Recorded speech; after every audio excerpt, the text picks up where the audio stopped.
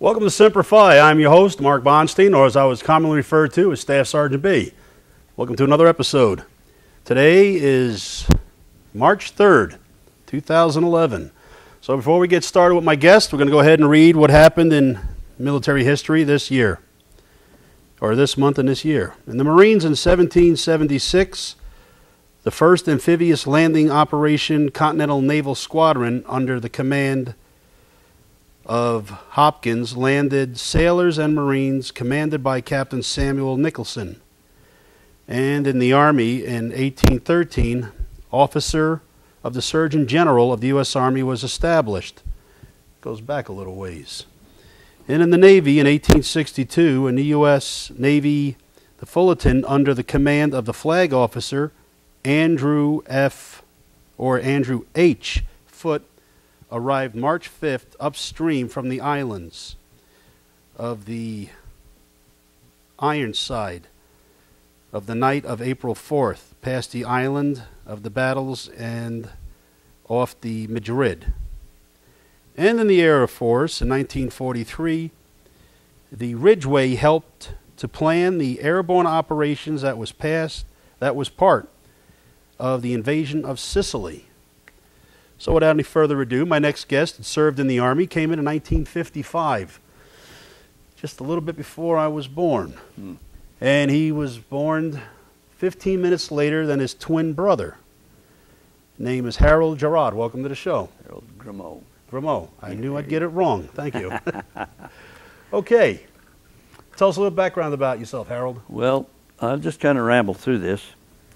I wrote some notes, and then I rewrote them today, and then I brought the wrong notes, so we'll just go with that. Anyway, military service. What to do? A large number of men and women made their own choice. They joined the branch of service they wanted.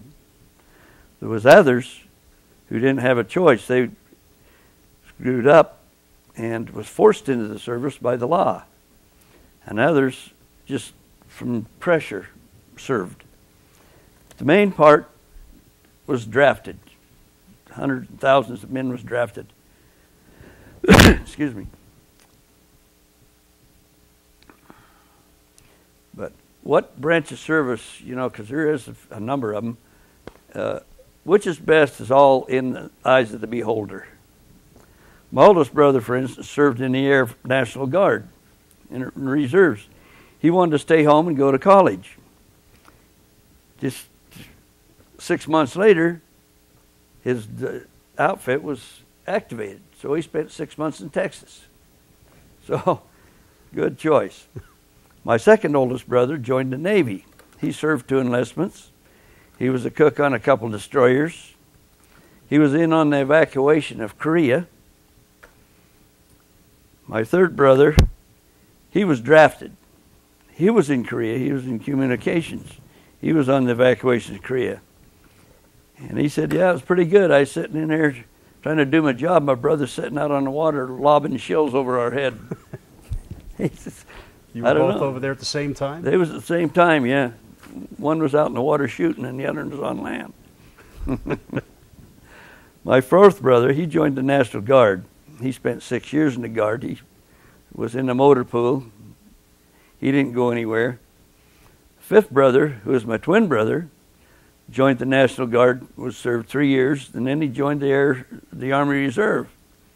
And he went in active duty for 6 months. As for myself, I joined the National Guard in 1955. I don't know, I had a lot of friends, everybody was joining it, so I decided, well, I guess I'll just do the same. I was only 17. I served 6 years in the Guard, 16 and a half months on active duty. When I got in the Guard, it wasn't mandatory that you go 6 months active duty. So I had to write a request letter to the governor of Utah requesting that I go for 6 months. Well, that was granted. 6 days after graduation, I left. Where'd you go? I went to Fort Ord, California. When we got there, I was attached to the 2nd Division. They had just got back from Germany. And lo and behold, they're the ones that brought back the Asiatic flu that about destroyed us in the early 50s, 57 through 60-something. Wow. I seen at times when 2/3 of our barracks was on sick call. Everybody was sick. I even witnessed a guy that, and I couldn't believe my eyes. I didn't know if it was real or not. Laying there sweating blood. He was so sick. Just the high fevers and stuff. It was really something.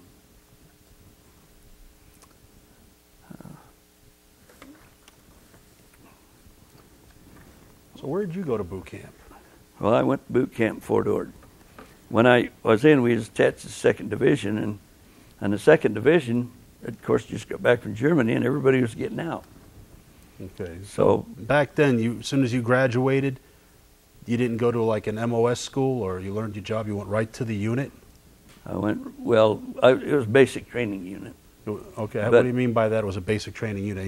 You're talking 55, so a lot of things changed. Well, you went through boot camp. You had to go through the rifle range. You had to go through You had all the basic, the basic, yeah, everything. But like I say, they was getting discharged because they served their time, and they was short people in the mess hall. Well, my MOS was a cook. Okay. So they put 2 of us in the mess hall, and we still had to do our basic. I mean, we still had to go to the gas chamber, which is fun, the rifle range and all that stuff. Not too many people say the gas chamber was fun. No. And the marksman, rifle range. The only bad one is we had to go on that 25-mile march. I didn't want that. Of course, I wasn't out exercising all the time like the other troopers. Anyway, we fooled around. Then I went to cook and baker school. I graduated 2nd highest in the class. And at that time, they took the highest in the class, and they cooked for post command, which was lieutenants up through generals. So, how long was cook school? Cook school was 3 months. Okay. But anyway, I fiddled around, and I finally got my orders to go back home and report to the National Guard in December. Well, we'd been running around on the beach. It was nice and warm, playing, having fun. So I got my orders. I got on the bus and head for Utah. Well, I had on shorts, shirt, and sandals. When I hit Salt Lake at 9 o'clock at night, walked out of the bus depot, it was 3 feet of snow and 0. I thought I'd go play around town for a little while, but I was screaming, taxi, taxi, get me home. My family wasn't expecting me, so I just wanted to head out. I couldn't stand that cold no more. But after that, I still had 4 years to serve my enlistment into the Guard. And I served that as a cook. I went to their yearly trainings and stuff. So even after you already been a cook, you still had to go through refresher courses and classes? No, we just cooked. Okay. They had meetings at the armory sometimes, and other times on 2 weeks a year you went out in the field. Okay. And they built roads and different stuff, and we cooked out there on the old field ranges. Now, you said earlier that when you were reading that, you said that you joined because all your friends joined. Yeah. All your brothers. How many were in your family? You got 6 brothers? There's 6 of you? There was 6 of us brothers. I had 2 sisters. They didn't join nothing. And my oldest son, he joined the Air Force. He served 2 enlistments in the Air Force. So between the family, we've got quite a few years of service time. Yeah, you got a couple of generations going. Ducked up there. Is he still in the Air Force now, or No. He got out? No. Yeah, he's a county sheriff. Don't tell anybody. No, he's a county sheriff. Yeah, my lips are sealed. I won't tell nobody what he does. I had 6 days to go to finish my enlistment, and Kennedy activated everybody. We was activated to go to Berlin. They told us when we went to Fort Lewis, Washington. They told us when we got there we'd be in Berlin in 2 months. We never did make Berlin, I was glad of, but I did spend 10.5 months up there. I was married, had 2 sons. Kind of shabby when you're up there and your family's home and they don't know where you're going or what you're doing. Yeah, no, you know. Been there. Yeah. Yeah, that's the one fun part, right? But we loaded everything we had, every nail, everything from that battalion onto a troop train. And we rode that troop train up into Seattle. But the fun part, we spent a full day. The track runs right along the Columbia River, and you could see all the wild game and stuff there. It was really interesting, really good show. Were allowed to do any hunting at that time? Oh, no, not on a troop train going 10 miles an No, hour. but I meant once where you got to, was the area known for good hunting areas? No, Fort Lewis is just right out of Seattle. And there's just, you can go out and fish on the ocean or something, but matter of fact, I fished on the Indian reservation and stuff on the Nisqually River. I used to tell you, get in with a bunch of guys and tell them my little story. We was fishing, and I hooked this great big one. And he went down, I couldn't get him up. And I pulled and pulled, no way. These guys was coming down the river floating, and they were skin divers. I says, what did it cost me to have you go down and get that fish? He said, oh, $20. Go get it. Well, he's down there quite a while. He come back up, and he says, I can't get it. He says, it swims over into an old car. And I said, well, how much more to go get it? And he said, another $20. So he was down there a long time, and he come back, and I said, well, where's the fish? He said, every time I swim over the car, he rolls the windows up. So that's a good story. All right, Harold, in a second, we're going to take a quick break. That's something I would hear from Paul Harvey. We're going to take a quick break and come back with us. All right. Get a cup of coffee and join. I think Harold's got some more stories. Left foot, left foot, left foot. No right, left jump. No right, left. I left it right, left jump. Left it right, left. No right, left. No right, left. Left it right, left jump. Left it right, left. No right, left. Left foot, left foot, left foot, left foot. No right, left jump. No right, left. I left it right, left jump. Left it right, left. No right, left. No right, left. Left it right, left jump. Left it right, left. No right, left. No right, left. All right, welcome back to Semper Fi with my guest, Harold Grimald. He joined the Army in 1955 and just got done telling us one good fish story. So we're going to pick up on where you were going with what was going on in your life in the Army now. Well, I was a cook, and we'd been in company area about 2 weeks, and they set up a battalion mess. And so I was a sergeant over the battalion mess. The deal, all the barracks where the companies and that was all brand new. There's all redone, steam for cleaning and everything. We was an old antique wooden barracks with coal stoves, and you got these crybaby officers, especially the second lieutenants. But they had an hour and a half serving time, and they just wandered in when they wanted. And they had 2 choices of everything. Well, you take all that food and put it on an old coal stove and try to keep it hot and fresh for an hour and a half. It dries up eventually. Some of them like to come in right at the end of it just to raise Cain. I mean, it was fun. It was fun. Listen to them gripe was fun. Then I was there a while, and they sent me on TDY over to Yakima, Washington. And that's right out in the middle of the desert. That's a hole. But they had all these reserve outfits coming in for their 2-week camps every year, training. And they sent me over as a food supervisor. And I used to get down every morning and then inspect 2 to 3 mess halls. Raise a little fun with them. Okay. Then go to the beach. So this time you were still a sergeant? Yeah. Okay. After that, when I finally got back to headquarters, we had been notified that we was going to go home. I had about 3 weeks left, and troops was everybody was getting things ready, and they put a bunch of us on a detail, went around these barracks, making beds and clean, make sure everything was right, because they had a bunch of other outfits coming in.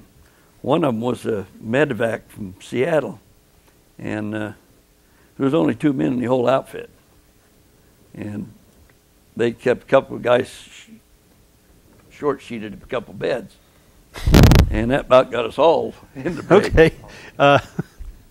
We get a lot of people on the show, and they bring up a lot of terminology that we had a guy in here talking about pounding on the palace pine. Explain exactly. You could probably use the paper too. How do you short sheet a rack? Well, now if you're going to make the whole bed, right? You throw the whole sheet across the length of the bed. well, you put your bottom sheet on. Right. Okay. You fold it up. And you bring it back to half. Yeah. Okay. So when they come in, they jump in. They can't get past They can't get past that the half. Yeah. So a lot of people hear the word, they've been short sheeted, and they don't know what it means. Yeah. That's where But we did that to a couple guys at NCO Academy. that You can hear them trying to get into the beds. Yeah. Spray aftershave in the bed, and that's just like jumping on. That's Silk. slick. Yeah, man. That really gets you going. See, they did things back at 55 like that too. Yeah. Yeah. Anyway, when we left there, well, we had our orders to ship back to Utah, and from there would you be discharged. Well, when we did get back, we fell in formation, and they discharged us from the Army. An hour later, we fell in formation and was put back in the National Guard again. So after that, they told us when the next meetings was and stuff, and about 3/4 of us went out and picked up our duffel bags, went in, threw them in the middle of the floor, went home, and never went back. A few months later, I got my final discharge in the mail. So what was that? Just is that what they actually did, or was it some kind of No, we propaganda they did? we to you? served our time. You So know. why did they discharge you then say you were coming back into the National Guard? Well, they discharged you from the regular Army, Okay. see, and put you back into the National Guard. How long were you in the National Guard for? Well, I was in the National Guard all told 6 years, and I served. Well, the 2 times I went in the Army, I was total 16 and a half months. So it was about full term anyway. Oh, okay. So, but my brothers and I, between us, we served in 4 different branches of the military. We was in Navy, Air Force, regular Army, National Guard, and Army Reserve. You know, we used to kid each other about, well, which is the best one? You know, that you guys, and back then they referred to the National Guard as midnight warriors. You know, as long as the guard's up, we can sleep. You know, they're taking care of us. But the reserves, guards, and that was actually started as a protection for the United States. Right. Protect the home front. Well, we all served our time, and I've talked to them since. And, we've talked, and we'd all do it again. We put our time. We'd done a lot of stuff, and No regrets. no regrets. Anyway, I don't know where to go. Okay. A lot of different things I've done, but I went once. I was sent 2 weeks out to cook for the 2nd Amphibious Corps. They was out in what they call Little Korea in California, and they was out building bridges. It's surprising how fast they can throw up a bridge across a 1/4-mile pond Yeah. and be driving trucks across it. Yeah, almost like watching the Navy Seabees go. Oh yeah, it's something else. But there's a lot of different things, a lot of fun you can have. But it was just like after going to work, all through your life. The guy who goes to work with a smile on his face and wants to make something, he has a good time. His days go by. But if you get up in the morning and you put the red on and you go to work, one day seems like a week. Yeah, it can. So we used to mess around in the service and at work. So, You know, we always, I think all the duty stations, every branch, and like you were talking about the short sheet and spraying the cologne on the racks. You know, I think we all had good times. No matter where we went, we made it fun. And when I was in boot camp, when I come home, when I was there, we was the first company ever to be issued the new Army greens. Okay. The blues, whatever you call them. But I rode the bus home and we stopped in Reno. Of course, I wasn't 21. But guys there, we'd walk down the streets and just walk into the casinos and around. We'd gamble, do whatever. And everybody just look, what are they? What are they? Nobody knew. Nobody questioned our age. Nothing. Because you're in uniform, that was it. We were just a stranger on the street. How many of you were there? Oh, there was about 16 of us there that day. But after that, when we come back through, of course, everybody knew what we was, and you got stopped at the door. Then they started tightening the screws on you. Let me see your ID card. But that first go around, that was kind of fun. When you were in boot camp, what weapon did you qualify with? I had an M1. Okay, yeah. Another, I had a guy who was in the Marines. He went to boot camp in around 55, 57, and he said he shot with the M1. He said he liked it. Well, was that the only weapon you ever shot with, or did you? No, I played around with a couple machine guns, but we used to put them grenade launchers on the top of that M1 and blast them cars way out there. So you never fired the M14? No. Okay. I was wanting to see if you had a comparison between. I got to shoot the M14 when I was overseas, and we qualified with the M16 in boot camp, but overseas we had the 14, and I preferred the M14 over the 16. You know, it was just more of a durable weapon. You can drop it in the sand, pick it up, just shake it, and it would shoot. The M16, just on our force marches, the dust would get in the bolt, and a couple rounds, and you had a jammed weapon all the time. When we first got there, they issued us weapons, and they was packed in cases, and they undone them, and they was all wrapped in cosmoline. Well, you had to get down to mess hall, and they built a big fire and give you pots, and you'd dunk your rifles and that in there to melt the cosmoline off, and then go to shining them out. It was all new gear, but it was all fun. How long did you keep that weapon for? Well, I had that even when I went into cooking in the mess hall. I still had a car. Did you carry that? Because I know, but they show back in like World War II, you would get that weapon, and that weapon would stay with you your whole career. Was that the same with you? Well, I had that same one for that 6 months. Yeah. Okay, but when you transferred to other units, you didn't take it with you. No. So I guess that was just mainly in the 40s. Yeah. When I got activated, went to Seattle, and I had a different one. But I had that there all the time. Yeah, the whole time I was at one unit, I had the same rifle or the same handgun. But like I said, I know back in the day, they used to carry it everywhere they went. Had the same one, all different duty stations. I guess they had to stop that eventually. But you learned what a rifle was. Real fast. If you called it, "This is my gun," you'd run around the parade ground for an hour with a rifle. "This is my rifle, this is my gun, this is for shooting, this is for fun." And you learned in a hurry. You used the right word. That was real quick. Speaking of real quick, our 30 minutes is up.